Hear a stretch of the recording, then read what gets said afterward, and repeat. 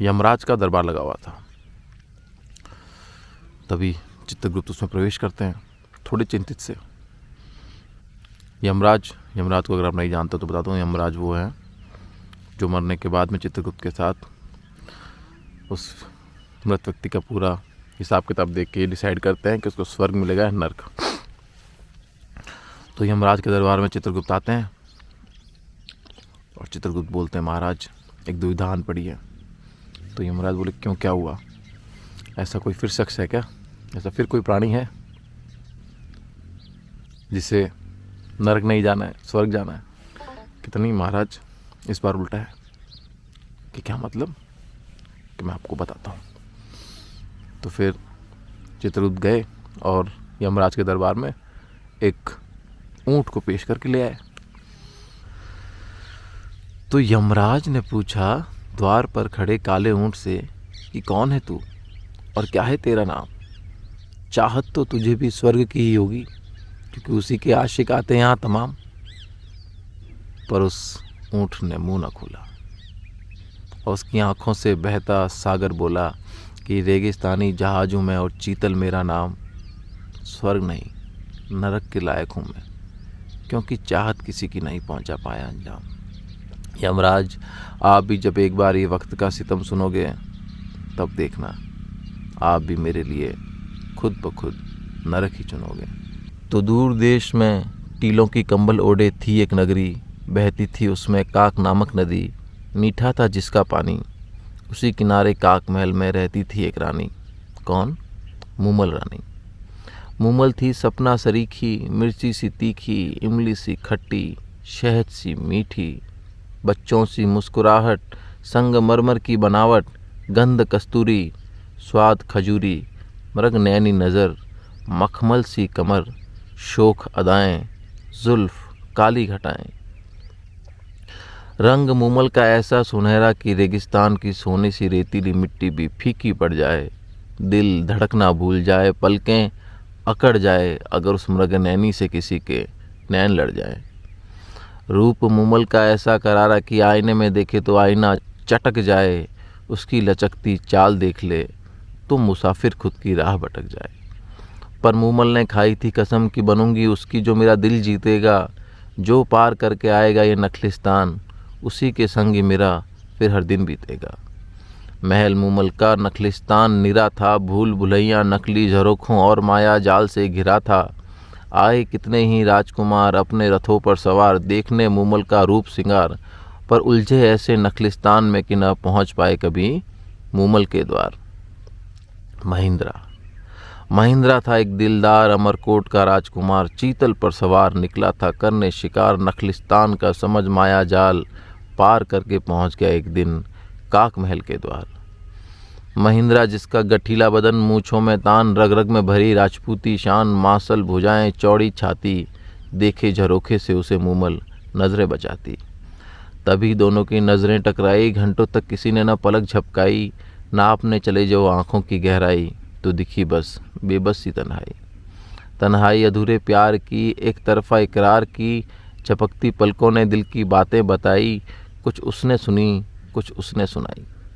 एक दूजे के कांधे पर फिर वो रात बिताई, बढ़ती धड़कने दी चीतल को भी सुनाई। दो जिस्म एक जान हुए जा रहे थे, गीत प्रीत का मधुर गुनगुना रहे थे। दिल का सौदा हुआ उस चांदनी रात में, सांसें एक हो गई पहली ही मुलाकात में। और विदा लेने का समय आ गया बातों ही बात में। लौट निकला महिंद्रा अमरकोट के लिए लेकर विदा मूमल से यह कहकर कि मैं आऊँगा वापस मेरी राह तकना, अपनी ये पहली मुलाकात याद रखना। महिंद्रा चीतल पर बैठकर उसकी पीठ थपथपाता है और मंद मंद मुस्कुराकर बस यही गीत गाता है कि मूमल रे मेरी मूमल, न पूछो मुझे कि क्या हो गया है। सूखा कुआं मेरे प्यार का, चाहकर तुझे अब दरिया हो गया है। मूमल रे मेरी मूमल, अगली बार तुम्हें संग ले चलेंगे। अमरकोट बेरंग है सारा, यहाँ से तुझ संग तेरे सारे रंग ले चलेंगे। मूमल रे मेरी मूमल, अगली बार अकेला नहीं जाऊंगा। तू ना मानी अगर तो तेरी कसम इसी काक महल में मर जाऊंगा। मूमल रे मेरी मूमल, अपनी इस हसीन मुलाकात का क्या अंजाम होगा। फूल गिरेंगे अपनी मोहब्बत की चादर पर, या कफन बनना इसका मुकाम होगा। महिंद्रा का प्यार और ये अमरकोट तक की मीलों की दूरी बातों ही बातों में चीतल ने कर दी पूरी। अमरकोट में तो महिंद्रा का मन बिल्कुल भी नहीं लगता था। पूरा दिन बस वो सूरज के ढलने की राह तकता था और शाम होते ही चीतल संग मरुधरा में उड़ान भरता था। चीतल समझता था प्यार की जिम्मेदारी इसीलिए काक नदी के उफान पर भी भारी पड़ता था, और महिंद्रा ठीक आधी रात तक काक महल के द्वार उतरता था। फिर वक्त तो मानो बस चुटकी में ही गुजरता था। डूब जाते दोनों एक दूजे की नज़रों में, पर कभी मन नहीं भरता था। चांद के ढलने से पहले महिंद्रा मूमल को अलविदा करता था और सूरज चढ़ने से पहले अपने राजमहल के द्वार उतरता था और अपने कमरे में जाकर नींद से निढाल सीधा बिस्तर पर गिरता था। वहाँ अमरकोट में यूं तो थी महिंद्रा की 7 रानियां, पर सब पड़ोसी राज्य पर जीत और संधियों की थी मात्र निशानियां। महिंद्रा का हर रात यूं गायब होना लेकर आया नई परेशानियां। पूरे अमरकोट में हो रही थी खुसफुसाहट, अब जितने मुंह थे उतनी थी कहानियां। एक बार महिंद्रा जब वापस अमरकोट लौटा तो सबसे छोटी रानी ने उसके केश और कपड़ों को गीला पाया। उसने सोते महिंद्रा के भीगे केशों के नीचे खाली प्याला लगाया। प्याले में भरे पानी को जो चक्कर देखा तो स्वाद उसका मिश्री सा पाया।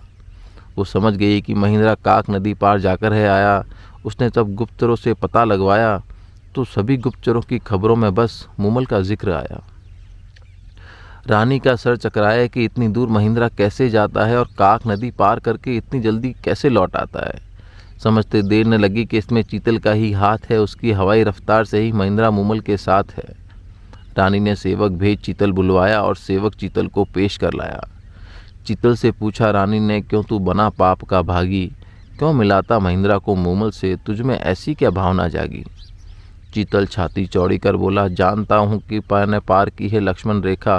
कह लो तुम पापी मुझे, पर मैंने तो कमाया पुण्य हर बार जब उन दोनों की आंखों में सच्चा प्यार देखा। गुस्से से तमतमाती रानी बोली कि अब तेरे ये पुण्य के घड़े फूटेंगे। तू गिड़गिड़ाएगा, माफ़ी मांगेगा जब तेरे ये हवाई पैर टूटेंगे। रानी का हुआ इशारा और सेवक ने डंडे से प्रहार किया। पहले तो चीतल की टांगें तोड़ी, फिर उसे पूरी भरी सभा में शर्मसार किया। इधर शाम होने को थी और उधर महिंद्रा को मूमल मन से बुलाई जा रही थी और इधर महिंद्रा को बेचैनी सताई जा रही थी। ऐसी जख्मी हालत में कैसे फ़र्ज निभेगा, चीतल को तो बस यही चिंता खाई जा रही थी। किसी तरह पैरों को घसीटते घसीटते चीतल महिंद्रा के द्वार पहुंचा। देखा चीतल को जब महल के द्वारे तो बेकरार महिंद्रा को थोड़ा करार पहुंचा।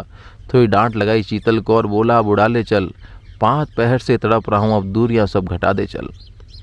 चीतल, आज यह वचन लिए जा रहा हूँ कि मूमल को संग लेकर ही आऊँगा, अपनाऊँगा मूमल को और ब्याह रचाऊँगा और उसे अमरकोट की महारानी बनाऊँगा। मूमल का वो गुलाबी इत्र दूर तक महक रहा था और उसी महक पर दूर से ही महिंद्रा बहक रहा था। मिलन के उतावलेपन में महिंद्रा की चीतल के जख्मी पैरों पर नज़र न पड़ी। चीतल ने दर्द दबाया, हिम्मत धरी और काक महल के लिए उड़ान भरी। पर जख्मी बैर भला कितना साथ देते। वह निढाल होकर गिर गया कि आधी दूरी तक ही चीतल के पैर जवाब दे गए। चीतल ने झुकी नज़रों से महिंद्रा से माफ़ी मांगी, पर महिंद्रा के माथे पर जो देखी चिंता की शिकन, वो चीतल की आंखों में आंसुओं का सैलाब दे गए। आंसुओं की बारिश गजब की थी कि सारा रेगिस्तान भीगा जा रहा था। देखकर ये हृदय विदारक दृश्य जुगनुओं का मन भी पसीजा जा रहा था। चूम कर चीतल के पैर इधर महिंद्रा अकेला ही निकल पड़ा। अंधेरे में भटकता रहा, रेतीली आंधियों से लड़ा। उधर मूमल रात भर राह तकती रही और उसकी बहन सुमल मर्दानी भेष में राजकुमार बन मूमल संग स्वांग रचती रही। इधर महिंद्रा को आने में देर हुई, उधर मन महसूस कर अपना मूमल बहन सुमल संग बिस्तर पर ढेर हुई। भटकते भटकते पौ फटते ही जब महिंद्रा काक महल पहुंचा तो मूमल संग देख किसी राजकुमार को उसका थका दिमाग उलझ बैठा। छूट गया उसका चाबुक, वहीं गुस्से में लौट आया बिना कुछ कहे, मिले ही न जाने क्या को क्या समझ बैठा। इधर जो महिंद्रा को आने में देर हुई, उधर मन महसूस कर अपना मूमल बहन सुमल संग बिस्तर पर ढेर हुई। भटकते भटकते पौ फटते ही जब महिंद्रा काक महल पहुंचा तो उस मूमल संग देख किसी राजकुमार को उसका थका दिमाग उलझ बैठा। छूट गया उसका चाबुक, वहीं गुस्से में लौट गया बिना मिले ही कि न जाने क्या को क्या समझ बैठा। मन में मान लिया मूमल को दगाबाज दागदार, ठान लिया कि अब नहीं आएगा कभी फिर से काक महल के द्वार। महिंद्रा पहुंच गया वापस अमरकोट की नगरी में और डुबा दिया खुद को राजकाज की गगरी में। मगर कुछ चीज़ें कभी मिटाई नहीं जा सकती, जैसे आत्मा, आत्मा से प्यार और प्यार की शक्ति। फिर भी महिंद्रा ने की खुद संग खुद की मनमानी, कर बैठा अपनी आत्मा मूमल से किए प्यार को भुलाने की नादानी।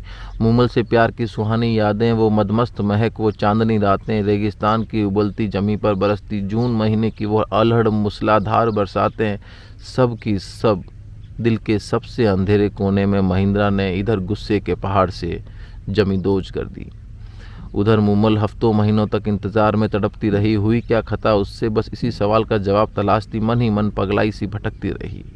कभी शून्य तो कभी महिंद्रा के छूटे चाबुक को तकती रही। थक हार कर एक ढूली बुलवाया और उसके संग एक संदेशा भिजवाया। उस संदेशे के संग एक खुरदरा पत्थर भिजवाया और उसको ये बतलाया कि जा तू महिंद्रा के दरबार में और उस खुरदरे पत्थर का उन्हें देकर नजराना, उन्हें मेरा ये संदेशा सुनाना कि ओ महिंद्रा, ओ मेरे राणा, अभी का अभी वापस आना। तू क्या भूल गया मेरा ठिकाना, या फिर वो वक्त सुहाना। अब बस भी कर सताना, जब भी ये संदेशा पाना, तो बस इतना जान जाना कि जब से न हुई तेरी मुंह दिखाई है, तब से ही तेरी आस में ये आंखें देख कैसी इस खुरदुरे पत्थर सी पथराई है। पर होनी को भला कौन टाल सका है, प्रेम भंवर में फंसी नौका भला कौन निकाल सका है। विलन बनाकर परछाई संग लाता है विदाई। महिंद्रा ने ढोली का संदेशा सुन लिया हथेली पर वो खुरदरा पत्थर और फिराया पत्थर पर हाथ, और उसके खुरदरेपन में छिपा मिला महिंद्रा को मूमल के स्पर्श की कोमलता का साथ। उस कोमलता की फिसलन में फिसलता पहुंच गया वो दिल के उस सबसे अंधेरे कोने में जहां सब कुछ गुस्से के पहाड़ तले दफन था। पर प्यार की महक को दबा पाए गुस्से में इतना कहाँ वजन था। पहाड़ के पैंदे से सौंधी महक का एक झरना रिश्ता था। महिंद्रा को भिगाते बहाते वो झरना ऊंचाई से सीधे हकीकत की चट्टान पर गिराता है, ख्यालों की दुनिया से बाहर निकलता है और वो खुद की हथेली में खुरदरा पत्थर पाता है। तो फिर वो ढोली को वही खुरदरा पत्थर लौटाता है और मूमल को यह संदेशा भिजवाता है कि राणा इश्क की कद्र करना जानता है, पर बेवफाई धोखेबाजी को पाप मानता है। पापी की हर बात छलावे के सिवा कुछ नहीं होती। टूट गई है मोह की माला, बिखर गए चाहत के मोती। उजड़ गया है जंगल, बची तो है बस चीख थी किलकारियाँ, पर यह ढूंढ ढूंढता रहेगा जीवन भर कस्तूरी। तुझ संग थी जो जुगू थी जवानियाँ, उसमें नहीं है अब वो स्वाद अंगूरी। चाहत को मेरी अब मजबूरी न समझना, क्योंकि तू इतनी भी नहीं है ज़रूरी। तू मूमल को जाकर यह पत्थर पकड़ा कर बता देना कि महिंद्रा का दिल अब ऐसा ही पतराया है, ये जता देना। ढोली वापस लौट मूमल को महिंद्रा का संदेश और वो खुरदरा पत्थर लौटाता है। ऐसा जवाब पाकर मूमल का दिल और बैठ जाता है, पर वो हार नहीं मानती है और खुद अमरकोट जाने का ठानती है। पहुंचकर अमरकोट के किले के दरवाजे मूमल लगाने लगी महिंद्रा को आवाज़ें कि तू क्या जाने तेरी याद में ये अखियाँ कितना है रोई। तू आएगा इसी रात में, मेरी रातें तो खुद भी न सोई। तुम्हें चाहने की सज़ा में तुम ही नए नए इल्ज़ाम देते हो, मेरे उखले तो प्यार को बेवफाई का नाम देते हो। ठुकराने के लिए ऐसे बना न बहाने, आजा की आखिरी बार खुद आई हूँ बुलाने। तेरे मन के काले धब्बे दिखलाने तुझे, महिंद्रा एक बार तो आना पड़ेगा तुझे। यही कहते कहते मूमल सर मारने लगी उसकी दर पर महिंद्रा ने फेर ली नजरें। कलेजा किया थोड़ा और पत्थर, समझा मूमल की फरियाद को एक छलावा, मान लिया विलाप के दर्द को एक दिखावा। अंत में मूमल ने उसके घर पर चिता सजाई, उफ तक किए बिना उसी चिता में जा समाई। धुएं में घुली मूमल की महक जब पहुंची महिंद्रा के पास, उसे तो हुआ न विश्वास। गया भागता नीचे लिए निरर्थक आस। महिंद्रा की नज़रों के सामने मूमल जलकर हुई राख। सारी हसरतें, उल्फतें, शिकायतें सब हो गई खाक। बस एक उस रात ने, भ्रम और शक की बिसात ने सब तबाह कर दिया, बस एक छोटी सी बात ने। पागल समझने लगे सब उसे, क्योंकि अब वो सिर्फ खुद से ही बात करता था। कौन समझाए भला सबको कि अब उसमें ही उसका तो सनम बसता था। खुद से अब बस यही बार बार कहता है कि मूमल रे मेरी मूमल, मूमल मेरी सनम, हुई खता छोटी सी उसका इतना बड़ा सितम।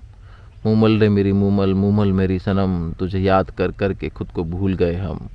मूमल रे मेरी मूमल, मूमल मेरी सनम, मेरे भीतर सांसें तेरी, कैसे करूँ मैं उनको ख़त्म।